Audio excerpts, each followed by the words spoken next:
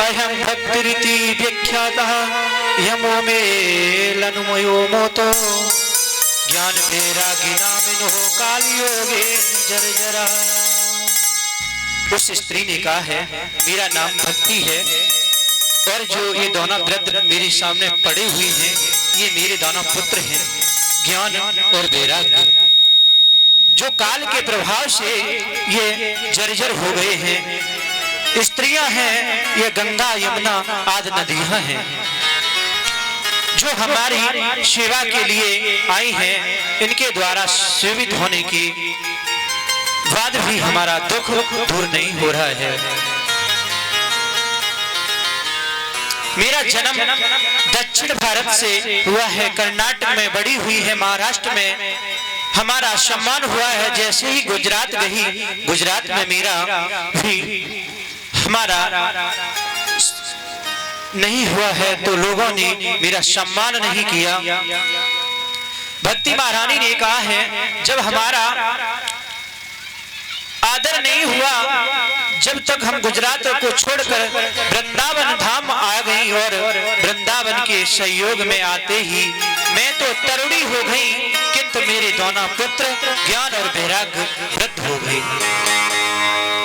अब किंतु मेरे दोनों पुत्र ज्ञान और वैराग्य वृद्ध हो गए।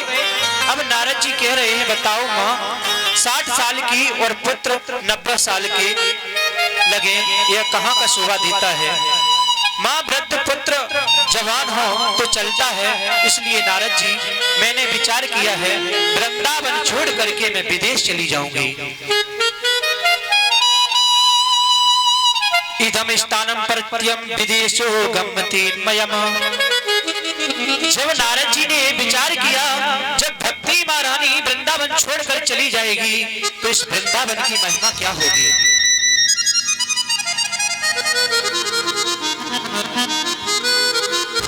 राजा वल्लभ जी, यदि बिहारी जी, यमुना जी पर कथा ही नहीं लगे वृंदावन क्यों आएंगे, इसलिए तो वृंदावन की महिमा ही है। अब नारद जी भक्ति महारानी को समझाने लगे हैं देखो देवी यह घोर कलयुग है, इसमें योग तपस्या सदा चाल आदि सब तृप्त हो जाते हैं। साधु स्वभाव वाले भी दुखी हो जाते हैं।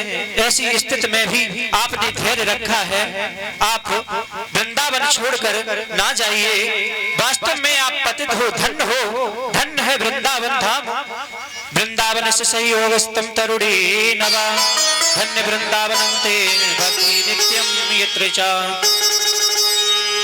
नारद जी कह रहे हैं देवी जी धन्य है वृंदावन धाम की, जिनके सहयोग में आते ही आप नवी हुई तरुणी होकर नृत्य करने लगी हैं। तो आइए हम लोग भी अपने मन को वृंदावन की तरफ ले चलते हैं। उसके बाद में पूज्य महाराज जी के मुखारविंद से कथा श्रवण करेंगे आप लोग।